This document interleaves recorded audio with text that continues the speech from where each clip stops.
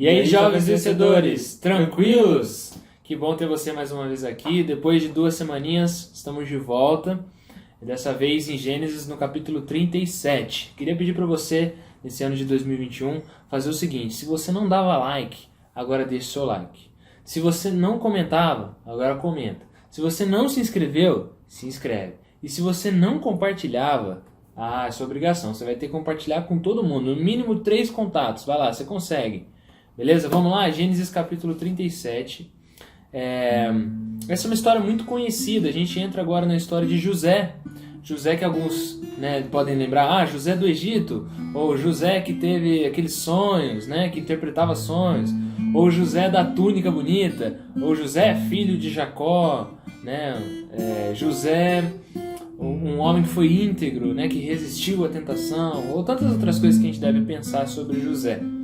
Mas eu queria pensar com você hoje, antes de ler o texto. Na realidade eu nem vou ler o texto porque ele é um pouco grande, vai do versículo 1 até o 36 de Gênesis capítulo 37. Eu queria pensar com você em 2 aspectos desse texto. O primeiro é que um pecado leva a outros pecados.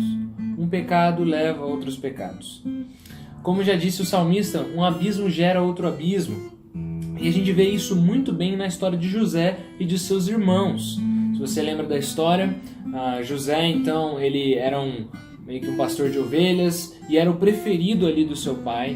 E esse menino, ele contou os seus sonhos em que toda a sua família iria se dobrar diante dele e ele estaria no meio, no centro, E os irmãos começaram, então, a ficar ali com ódio dele, com inveja, Começaram a querer brigar e talvez até matar esse irmão.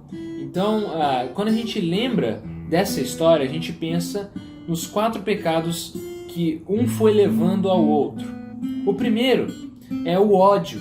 Nos versículos 1 a 4 vai mostrar isso. Os irmãos de José começaram a ter ódio dele. Não só porque ele era íntegro, mas também porque ele era o preferido do seu pai, havia ganhado uma túnica, que era toda bonita, colorida, que você só daria para uma pessoa que fosse assim muito privilegiado, que você amasse muito, porque era algo muito caro e algo muito valioso. E ele foi o único filho que recebeu isso. Não só isso, ele teve privilégios espirituais. Deus deu a ele sonhos e ele interpretou esses sonhos. Na realidade ele não sabia interpretá-los, mas os irmãos entenderam, e os pais também, de que ele seria então um líder ali e seria reverenciado pela sua própria família. Olha que interessante.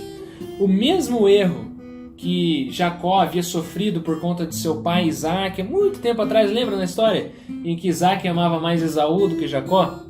Havia a preferência de um filho a outro. Ele então havia também cometido contra sua família, preferia José do que os outros. Então isso trouxe ódio aos irmãos de José. Ódio, mas esse ódio não parou aí. Lembra que eu falei, um pecado leva a outro. O segundo pecado que o ódio levou foi a inveja. Dos versículos 5 a 11 mostra o quanto que esses irmãos invejavam a posição de José diante do seu pai Jacó e haviam então, acabavam zoando com a cara dele, acabavam desprezando José, em tudo o que acontecia, em todos os momentos ali.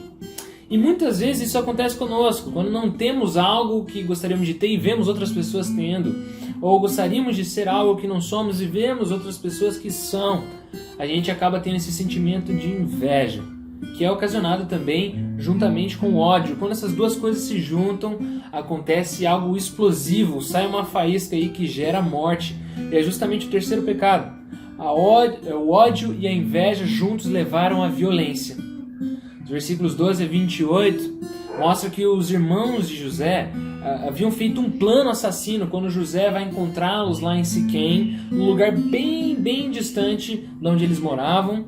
E esses irmãos veem ele de longe e planam matá-lo de alguma forma. O que é interessante e curioso nessa história é que eles foram muito longe de onde eles costumavam pastorear os seus rebanhos. Por que eles fizeram isso? Acho que provavelmente porque eles estavam fazendo coisas erradas e não gostariam de mostrar para a família, ou deixar que a família visse. Então estavam fazendo as coisas já escondidas. O coração desses irmãos já era perverso. E aí eles veem uma chance então de acabar com aqueles que eles invejavam e odiavam. E tramam esse plano. Rúben defende o seu irmão e diz que não poderiam matá-lo. Como que a gente vai explicar para o nosso pai? Como que a gente deve fazer isso? E Judá, um dos outros filhos mais velhos, ele diz então, poxa, então podemos vendê-lo, ao invés de matá-lo, nós vendemos aqui para esses comerciantes que estão passando, e quando passaram, eles pegam aquele menino, né, o José, e vendem para aqueles comerciantes, e comerciantes que estavam indo para o Egito. Então vendem o seu irmão como escravo. E o que é mais dolorido nessa parte é a indiferença, né? Nos versículos 25 a 28 você vê isso, a indiferença com o irmão. Provavelmente José estava implorando, chorando, né? Pedindo ajuda, misericórdia para os irmãos, e os irmãos indiferentes. O ódio, a inveja e a violência levam a isso. Mas o último e talvez pior seja, né, o quarto pecado é a mentira. O ódio, a inveja e a violência levaram à mentira. Dos versículos 29 a 36, eles enganam o próprio pai, mostrando a túnica cheia de sangue, mas na verdade eles haviam matado um bode, né, e fingindo ser o sangue do menino. O pai Jacó acredita, e Jacó estava colhendo os frutos que ele mesmo havia plantado. Ele mesmo também havia enganado seu pai Isaac há muito tempo atrás, ganhando o direito da primogenitura, e havia sido enganado agora pelos seus próprios filhos. O que é importante da gente pensar é que nós não somos diferentes desses irmãos de José. Nós, na verdade, muitas vezes somos piores. Nós agimos com ódio, com inveja, com violência, nós mentimos para encobrir pecados, ou nós justificamos e racionalizamos nossos pecados o tempo todo. Isso está presente em toda a humanidade. O que isso nos mostra é que a humanidade está desesperadamente necessitada de um Salvador. Nós precisamos de um Salvador urgentemente. Mas o segundo e último ponto que eu gostaria de dizer com você, além de que o pecado gera outro pecado, é que Deus ele muitas vezes permite que injustiças aconteçam em nosso tempo.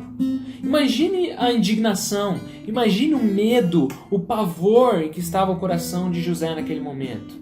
Talvez raiva dos seus irmãos, talvez uma mágoa que ele podia ter sentido. Por que, Deus, que o Senhor permite que essas coisas, essas injustiças aconteçam? Não foi Deus que gerou. Na verdade, os irmãos de José continuavam responsáveis pelo pecado deles. Mas Deus muitas vezes permite, porque Deus sempre está no controle da história. E tudo que Ele faz para o bem daqueles que o amam e estão segundo o seu propósito. Muito mais do que estar no controle da história, Ele está no controle da nossa história, individualmente. E o que é mais interessante é que Deus sempre faz justiça e fará justiça no fim das contas.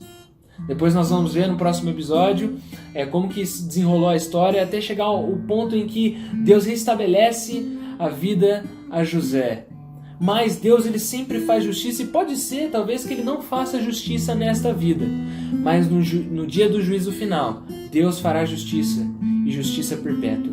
Deus sempre faz justiça. Ele permite que o sofrimento venha, mas Ele sempre faz isso para o bem daqueles que o amam. Que Deus te abençoe e que possamos ser diferentes dos irmãos de José e que possamos perseverar no meio da aflição, porque Deus está no controle. Deus te abençoe e falou!